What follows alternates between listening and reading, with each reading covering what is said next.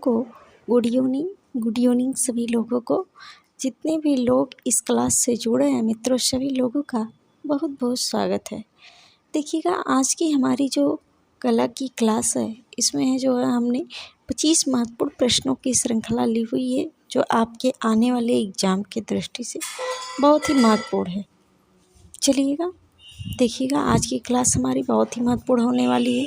जहाँ तक हमने कल क्लास जो छोड़ी थी उसके आगे के क्वेश्चन है।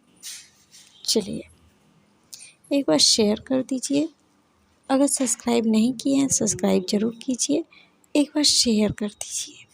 चलिए शुरू करते हैं क्लास और सभी लोग जवाब दीजिएगा।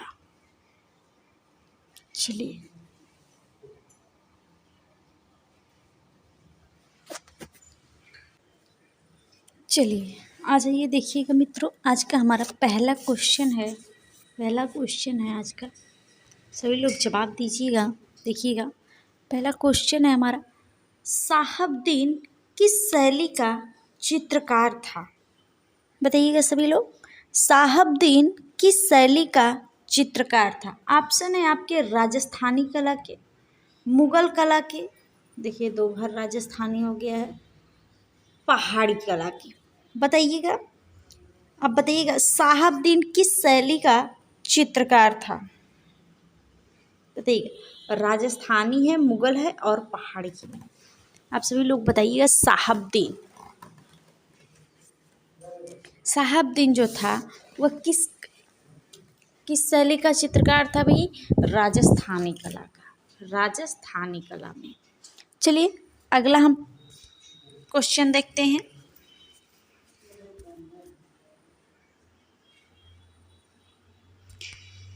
देखिएगा, अगला क्वेश्चन हमारा, अंग्रेजी शासन के कारण किस नवीन शैली का जन्म हुआ था? अंग्रेजी शासन के कारण किस नवीन शैली का जन्म हुआ था? यहाँ पे यूरोपियन शैली है, कंपनी शैली है, शास्त्रीय शैली है और बंगाल शैली है। बताइएगा, सभी लोग जवाब दीजिएगा। जो है अंग्रेजी शासन के कारण किस नवीन शैली का जन्म हुआ था? देखिएगा, यहाँ पे अंग्रेजी शासन के कारण जिस शैली का जन्म हुआ था उस शैली का नाम कंपनी शैली जो है वह जो है पटना में पटना शैली के नाम से भी जानी जाती, कंपनी शैली के भी नाम से जानी जाती। इसकी खोज जो है आप देखेंगे पीसी मानक ने 1843 ईस्वी में खोज की थी कंपनी पटना शैली की। चलिए अगला प्रश्न देख लेते हैं।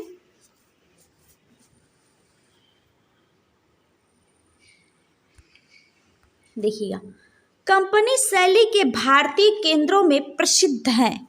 कंपनी शैली के भारतीय केंद्रों में प्रसिद्ध है मुर्शिदाबाद, कलकत्ता, पटना, दिल्ली। बताइएगा, कंपनी शैली के भारतीय केंद्रों में प्रसिद्ध है, कौन सा स्थान प्रसिद्ध है कंपनी शैली के भारतीय केंद्रों में? वह है पटना। वह है कौन सा स्थान? पटना है। चलिए अगला हम प्रश्न देखते हैं।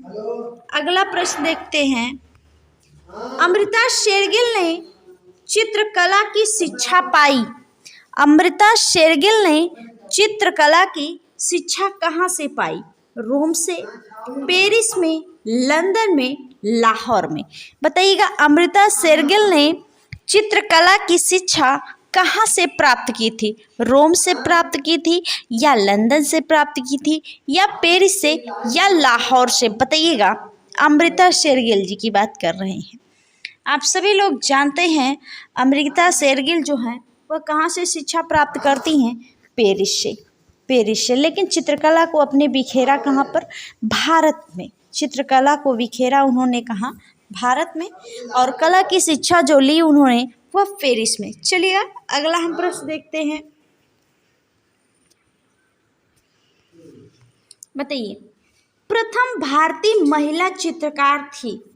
बताइएगा, प्रथम भारतीय महिला चित्रकार कौन थी? प्रथम भारतीय महिला चित्रकार कौन थी?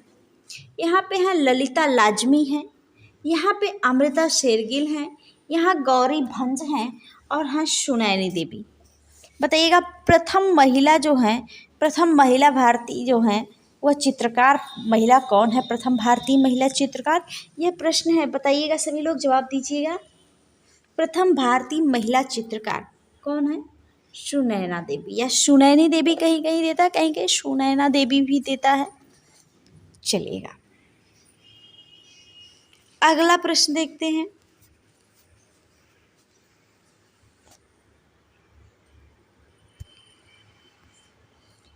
किस भारतीय चित्रकार के चित्रों की प्रतिलिपियां अधिकांशतः घरों में पाई जाती थी?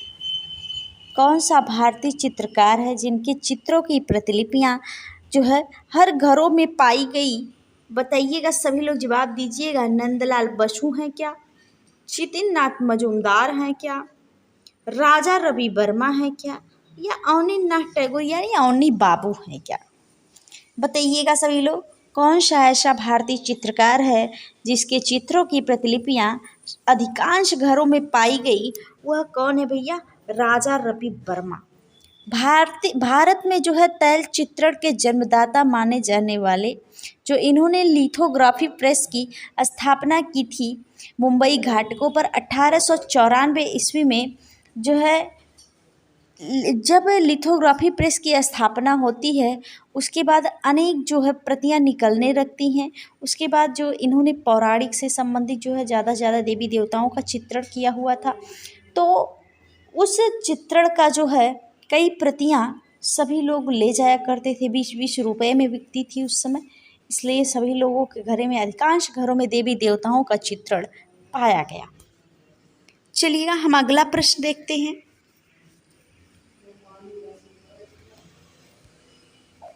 देखिए, रविन्द्रनाथ टैगोर किस प्रकार के चित्रकार थे? यहाँ पे हैं सब, बताइएगा। रविन्द्रनाथ टैगोर किस प्रकार के चित्रकार थे? बताइएगा। बंगाल पुनर्जागरण शैली के, आधुनिक विमूर्त शैली के, प्राचीन शास्त्रीय शैली के, यूरोपियन शैली के? बताइएगा रविन्द्रनाथ टैगोर किस शैली के चित्रकार थे? बताइएगा। रविन्द्रनाथ टैगोर की बात की जा रही है, रविन्द्रनाथ टैगोर की बात की जा रही है, तो आपका ऑप्शन नंबर सही क्या हो जाएगा? जो वह चलिएगा, ऑप्शन आपका सही हो जाएगा आधुनिक विमूर्त शैली। रविन्द्रनाथ टैगोर जी जो थे वह आधुनिक विमूर्त शैली से संबंधित थे।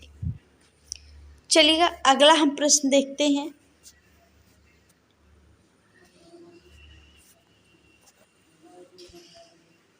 देखिएगा, निम्नलिखित समकालीन कलाकारों में से बंगाल शैली का प्रभाव किस पर सर्वाधिक है? इन समकालीन कलाकारों में से किस पर जो है बंगाल शैली का प्रभाव अधिक है? राजा रवि वर्मा हैं, एन.एस. बेंद्रे हैं, के.एस. कुलकर्णी हैं, असित कुमार हल्दर हैं? बताइएगा। निम्नलिखित ये चारों आपके समकालीन कलाकार हैं लगभग, और जो है इस पर जो इन चारों कलाकारों में से सबसे अधिक बंगाल शैली का प्रभाव किस कलाकार पर है, यह पूछा जा रहा है प्रश्न आपसे। बताइएगा सभी लोग, जवाब दीजिएगा। यहाँ पे आपके हैं असित कुमार हल्दर जी। इनमें से आप देखेंगे क्या ये लोग बंगाल शैली से जुड़े हुए थे? तो आप कहेंगे नहीं। तो असित कुमार हल्दर जी, आप जानते हैं असित कुमार हल्दर, नंदलाल बोस जो है आपके, ये सभी लोग, चितिन मजूमदार, डी.पी. राय चौधरी, ये सभी लोग बंगाल शैली के कलाकारों में गिने जाते। बंगाल शैली से संबंधित है। चलिए अगला हम प्रश्न देखते हैं।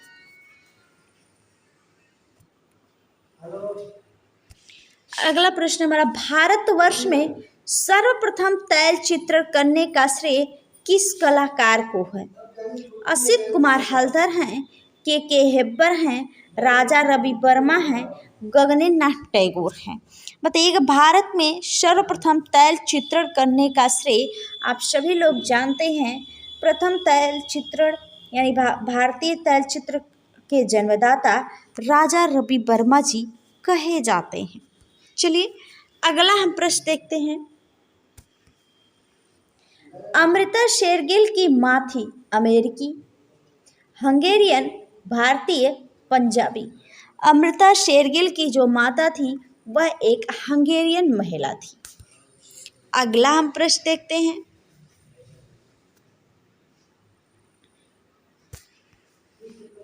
निम्न में से कौन बंगाल शैली का चित्रकार नहीं है?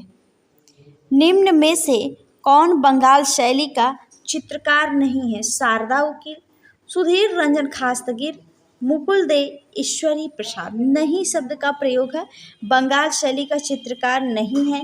यहाँ पे है ईश्वरी प्रसाद। यह जो है किस शैली से संबंधित है भाई? पटना शैली, कंपनी शैली के अंतिम चित्रकार आपके ईश्वरी प्रसाद जो है जाने जाते हैं। चलिएगा अगला हम प्रश्न देखते हैं।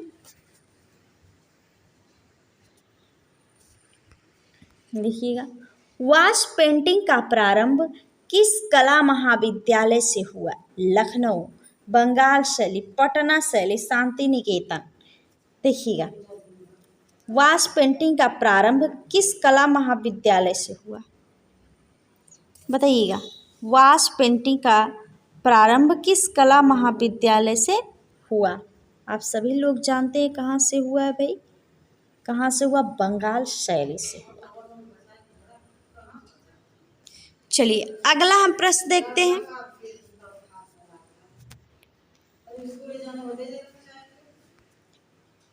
पटना कला शैली का विकास किन दो कला शैलियों के सम्मिश्रण से हुआ?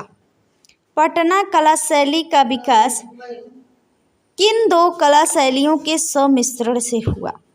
यूरोपीय एवं भारतीय शैली, यूरोपीय एवं बंगाल शैली, ईसाई एवं हिंदू शैली, पाल एवं मुगल शैली।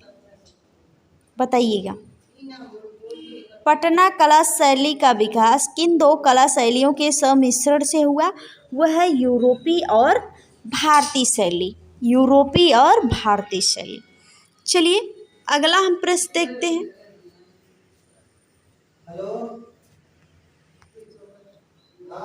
Indian society of oriental art की स्थापना किसने की? Indian society of oriental art की स्थापना किसने की? अवनींद्रनाथ टैगोर ने, नंदलाल बोस ने, गगनेन्द्रनाथ टैगोर ने, यामिनी रंजन राय ने। बताइएगा, Indian society of oriental art की स्थापना जो है किसने की है भाई? गगनेन्द्रनाथ टैगोर ने। गगनेन्द्रनाथ टैगोर जी ने जो है Indian society of oriental art की स्थापना गगनेन्द्रनाथ टैगोर ने की है। अगला प्रश्न देखते हैं। चलिए एक बार शेयर कर दीजिए, एक बार शेयर कर दीजिए, ज़्यादा से ज़्यादा लोग जुड़ जाएंगे। चलिए क्वेश्चन का जवाब दीजिए। बंगाल चित्रशैली इनमें से एक विशेषता के कारण जानी जाती है। जो बंगाल चित्रशैली है किस विशेषता के कारण जानी जाती है?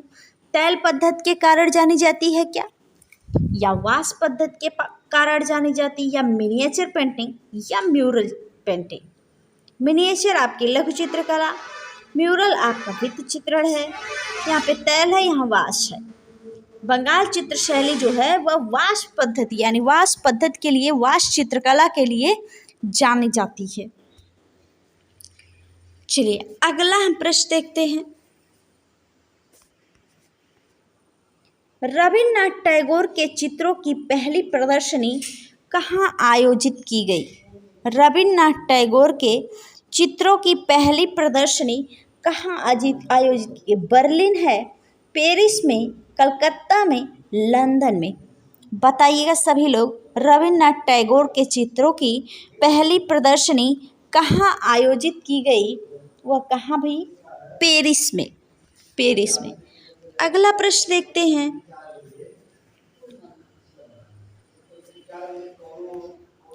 परंपरागत भारतीयता की ओर पुनः चलो किस कला शैली का नारा था?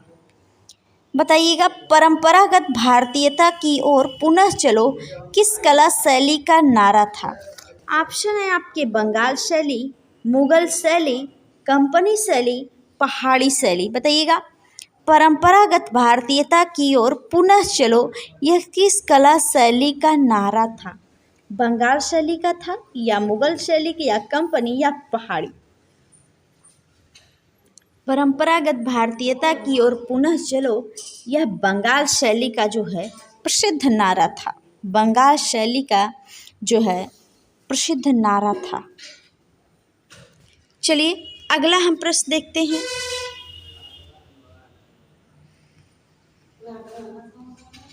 भारतीय संविधान का मूल ग्रंथ किसने सज्जित किया? भारतीय संविधान का मूल ग्रंथ किसने सज्जित किया? अवनींद्रनाथ टैगोर हैं, क्षितिज मजूमदार हैं, असित कुमार हलधर हैं, नंदलाल बोस हैं। बताइएगा भारतीय संविधान का मूल ग्रंथ किसने सज्जित किया? वह है आपके नंदलाल बोस जी। बहुत ही महत्वपूर्ण इनका ये चित्र है, बहुत ही महत्वपूर्ण है नंदलाल बोस जी का। चलिए अगला हम प्रश्न देखते हैं।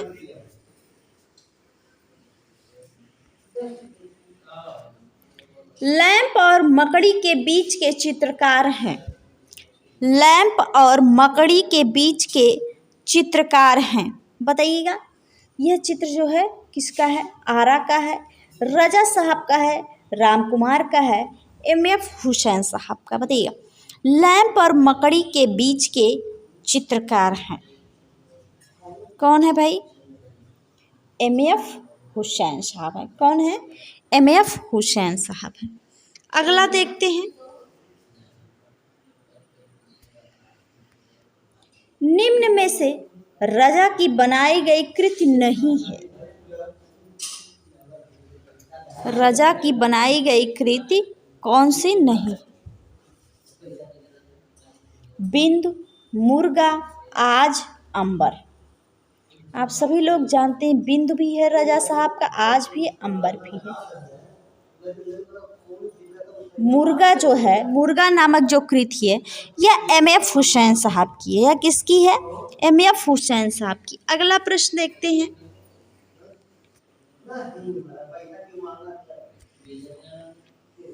प्रगतिवादी समूह का कौन चित्रकार ईसा मसीह पर बनाए गए चित्रों के लिए प्रसिद्ध है? ईसा मसीह पर बनाए गए चित्रों के लिए प्रसिद्ध है। आरा है, रजा साहब है, राम कुमार है, एम.एफ. हुसैन साहब है। बताइएगा बहुत ही महत्वपूर्ण है। प्रगतिवादी समूह का कौन सा चित्रकार जिसने जो है ईसा मसीह चित्रों के लिए जो प्रसिद्ध है उस चित्रकार का नाम क्या है? क्या है भाई? जिन्होंने ईसा मसीह के ऊपर जो है चित्रों को बनाया है। क्या है? रजा, रजा साहब है। अगला प्रश्न है।